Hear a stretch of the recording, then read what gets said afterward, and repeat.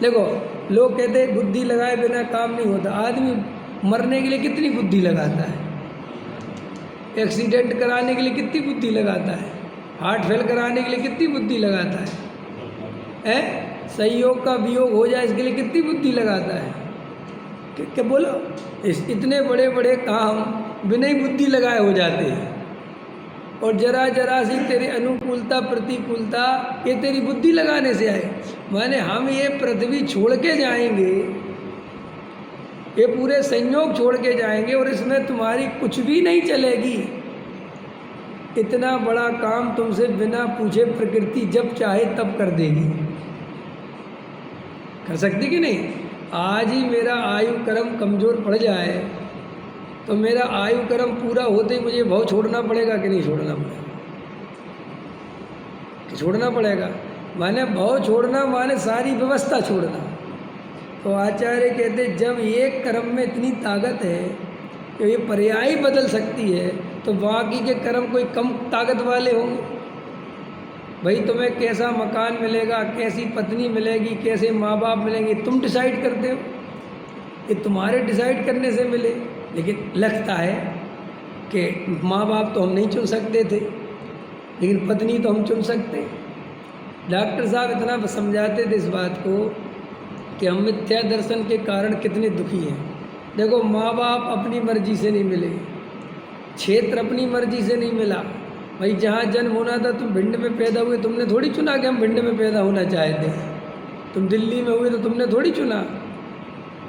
फिर क्षेत्र भी तुम्हारे हाथ में नहीं। काल तुमने चुना कि हम 1985 में जन्म लेना चाहते, 86 में जन्म लेना चाहते, वो भी तुम्हारे हाथ। डेट तुमने चुनी, दिन तुमने चुना, मुहूर्त तुमने चुना कि नहीं साहब मैंने कुछ नहीं चुना, जो हो गया सो हो गया, चलो बहुत है।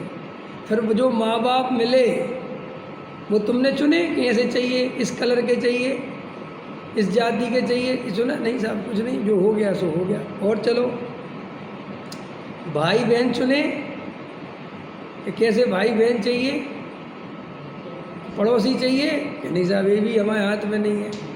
अब ले दे के आगे बढ़ते बढ़ते शादी का टाइम आता है तो उसको लगता है पत्नी चुनने का या पति चुनने का मेरा अधिकार है।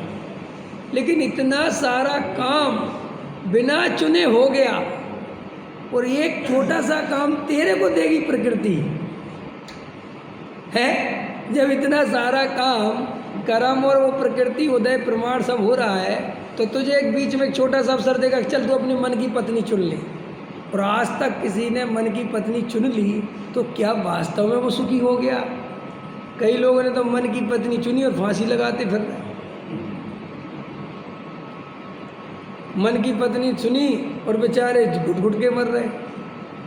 मन का पति चुना और बिल्कुल एकदम।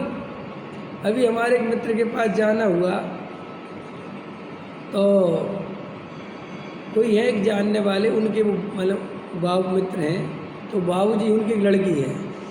अब उसने पिताजी के बाद बहुत पैसा है, पिताजी सीए, पुराने सीए, पैसा, और लड़की ने पिताजी की मर्जी के खिलाफ लव मैरिज कर ली।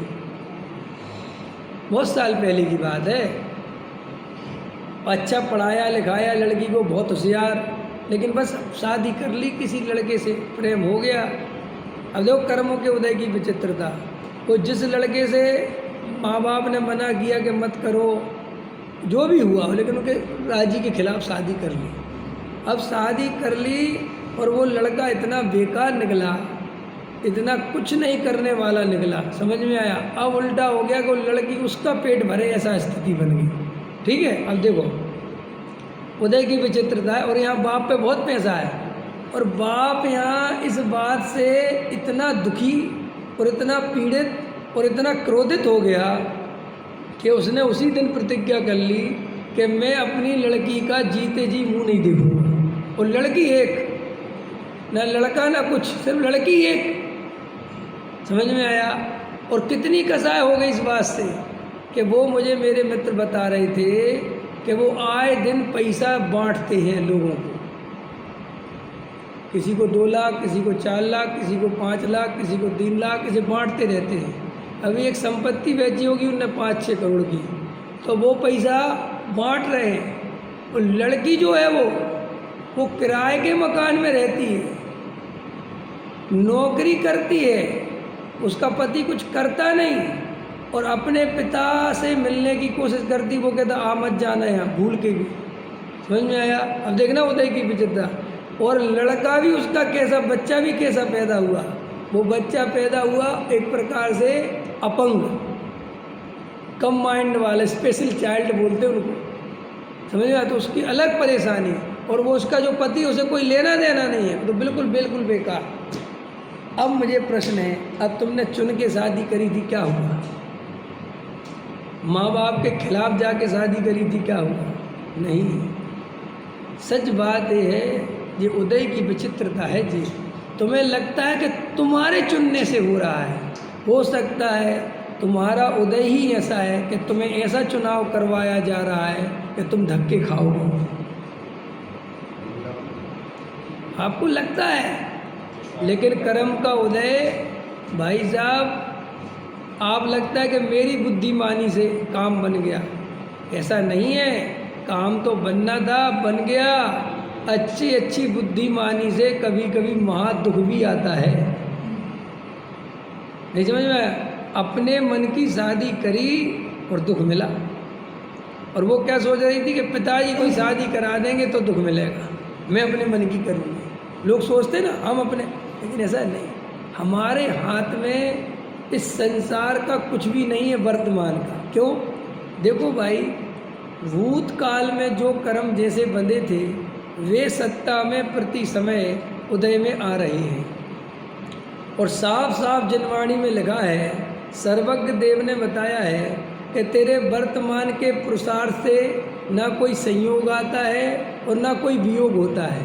वो तो जो पूर्व कर्म का उदय है और तेरी योग्यता जैसी है, वैसा अपने आप उदय मिलता है और वियोग होता रहता है, संयोग होता रहता है। अपने करने से नहीं होता।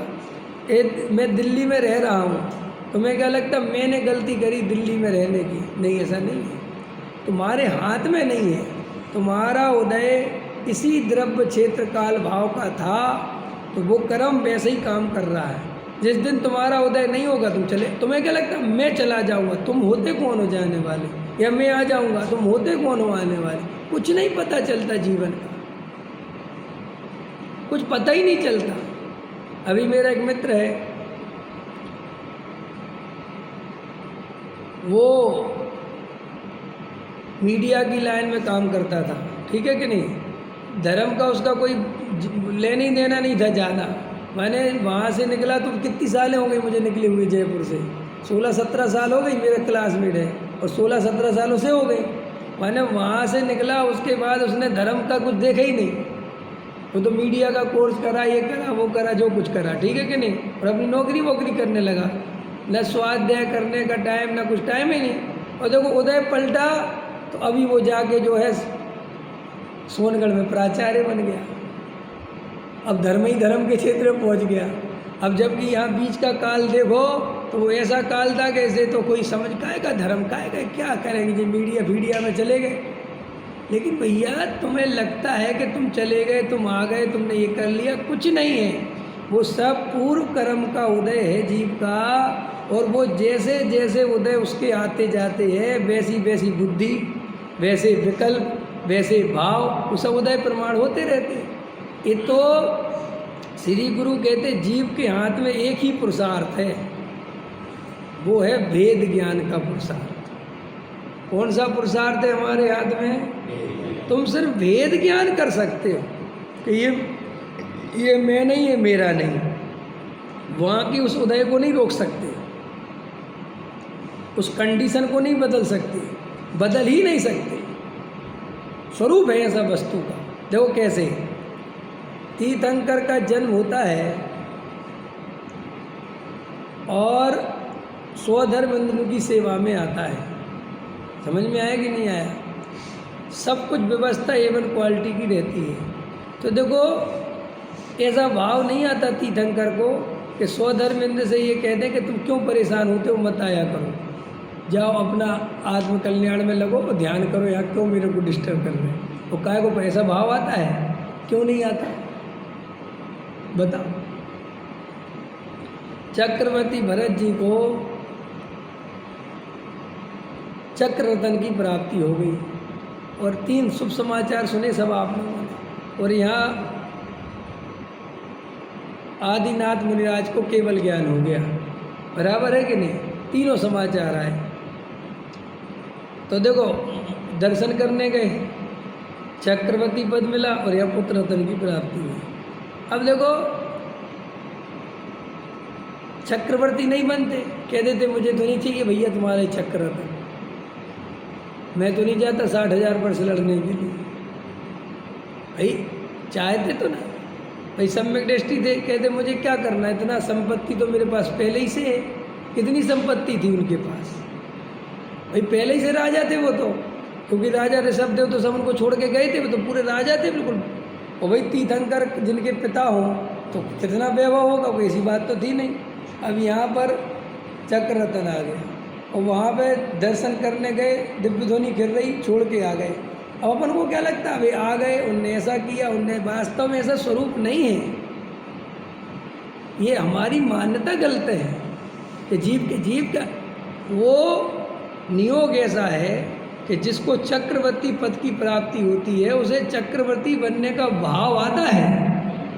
तो ऐसा नहीं होता कि साहब भाव नहीं करे क्यों नहीं, जब उदय है तो भाव वैसा है। तो फिर करता क्या है जीव? सम्यक दृष्टि कहता है, वेद ज्ञान के बल से सम्यक दृष्टि रहता है। भावों से वेद ज्ञान के भाव से सम्यक दृष्टि नहीं रहता है। भाव तो भैया उसके जैसे जैसे उदय आएंगे वैसा वैसा उसके साथ होना ही होना है, वो कुछ नहीं रोक सकता उसको। बस वो सम्यक दृष्टि उनसे वेद ज्ञान करता हुआ, ये मेरा स्वरूप नहीं है, मैं तो त्रिकाली ध्रुव आत्मा हूँ और ये पर्याय में जैसा परिणमन हो रहा है ये उदय के अनुसार और पर्याय की योग्यता के अनुसार ये परिणमन होना ही होना है, इसमें मैं कुछ नहीं कर सकता। इसलिए देखो वे सहज स्वीकार करते चले जाते हैं। गजब गजब की बात है भाई, चक्रवर्ती बनना जाना कितना विकल्प जाल है चक्रवर्ती बनने में, लेकिन ऐसा नहीं है। सहज अंदर से जानते देखते हैं उदय है, चले जाते हैं। फिर देखो वे जीव जब उदय पलटता है तो वैराग्य भी आ जाता है, तो दीक्षा भी ले लेते हैं और उसी भाव से मोक्ष भी चले जाते हैं। जिस जीव को उसी भाव से मोक्ष जाना है उसको भी कर्म नहीं छोड़ता। ये देखो आप, मैंने जिस जीव को उसी भाव से मोक्ष जाना है उसके भी कर्मों की स्थिति देखो। चक्रवर्ती बन रहा है, कामदेव है, तीर्थंकर है, सब कर्म काम कर रहे हैं, कर रहे भी है। तो भैया जब इतने बड़े महापुरुषों की व्यवस्था ऐसी है तो हम और तुम तो कुछ भी नहीं है। लेकिन हम और आपको बहुत लगता है मेरे करने से ऐसा होगा, तो सब हम फिर बुद्धि नहीं लगाएं। अरे मैं बुद्धि लगाने वाला भी नहीं हूँ। जहाँ बुद्धि लगती है वो अपनी योग्यता से लगती है, ये भेद ज्ञान चाहिए। जैसे मुझे कोई विकल्प आ रहा, अपन सोचते मैं विकल्प नहीं करूँ, तुम होते कौन हो विकल्प नहीं करूँ?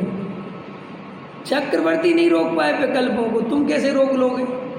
तो सब मैं करूँ क्या? विकल्पों से भेद ज्ञान करो, ये पुरुषार्थ है। विकल्प पलटो, मिटाओ, अलग करो, ये करो, ये पुरुषार्थ जीव का है ही नहीं, ये तो मिथ्यात्व है। मैं जल्दी दीक्षा ले लूँ, मुझे घर, तुम होते कौन हो ये सब? वो तो क्रमबद्ध पर्याय को अगर शांति से पढ़ो और सुनो और उसका गहराई से विचार करो तो बहुत अंदर से इतनी निर्भरता आती है कि ये जो मान्यता चल रही है कि मैं आकुलता कर रहा हूँ, मैं परिणाम बिगाड़ रहा हूँ, तुम होते कौन हो बिगाड़ने वाले? परिणाम बिगड़ने थे तो बिगड़ गए। ऐसा उदय आना था आगे, तो मैं क्या, तुम भेद ज्ञान करो बस। बिगड़े हुए परिणाम को वेद ज्ञान के बल से सुधार लो। क्या सुधार लोगे? ये मैं नहीं हूँ, बस इतना सुधर गया। आया समझ में कि नहीं? पैसा कमाने का भाव आ रहा है तो ये पैसा कमाने का भाव मेरा नहीं है, ये मेरा स्वरूप नहीं है। मैं इतना कर लो तो परिणाम सुधर गया बस।